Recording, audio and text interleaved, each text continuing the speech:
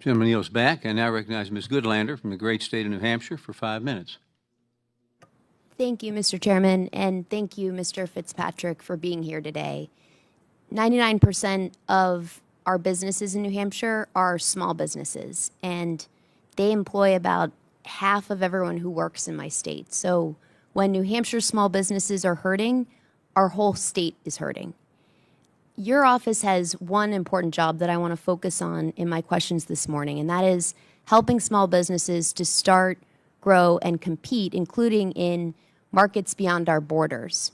So I want to start with a program that we've talked about a bit today that your office runs, the State Trade Expansion Program, or the STEP program.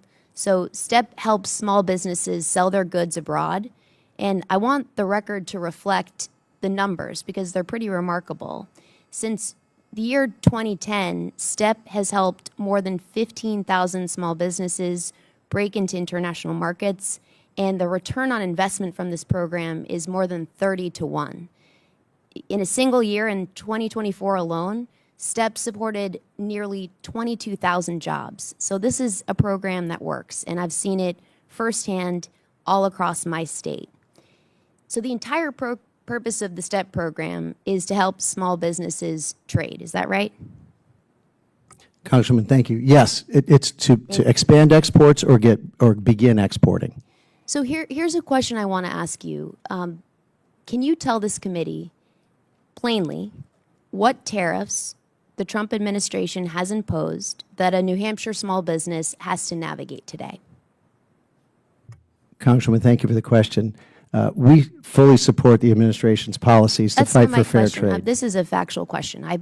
I get this question from my small businesses every day. So can you please answer the question? What tariffs that have been imposed by President Trump does a New Hampshire small business have to navigate today?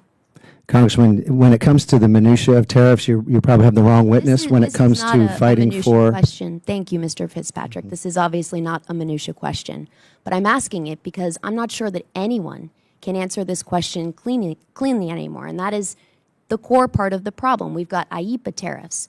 We have Liberation Day tariffs. We have Section 232 tariffs, Section 122 tariffs, Section 301 tariffs. It changes by the week. This week alone, here's what we're seeing. The Section 122 tariffs expires this Friday. A new 25% tariff on Brazil took effect today. Earlier this week, President Trump announced a fresh set of tariffs against Canada under authority that's never been tested before.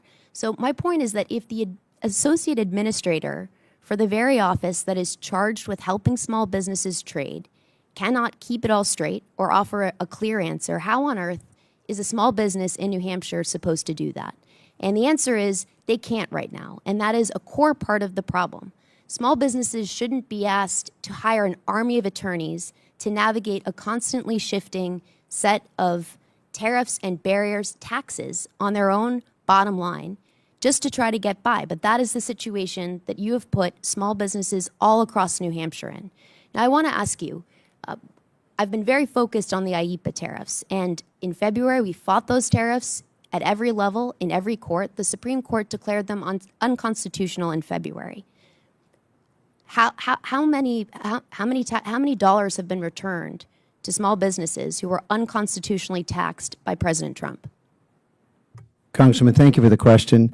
The Office of Entrepreneurial Development is not responsible for that. What we are responsible for is helping the small businesses that want to grow. And I would say 98% of small businesses are manufacturers.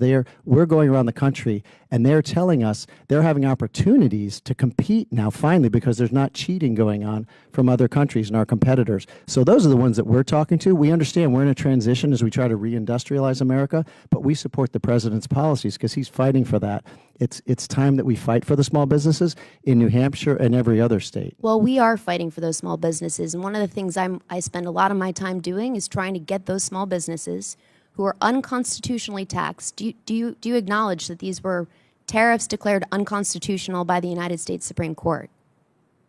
Congresswoman, thank you for the question. I know what the Supreme Court decided, but we are fighting for fair trade. And right now, I hope you will join me and everybody in this body who is fighting to make sure that unconstitutional taxes are reimbursed to the small businesses who are hurting because of the decisions made by this president, which are chaotic and have been extremely costly to my state and to our small businesses. Thank you, and I yield back.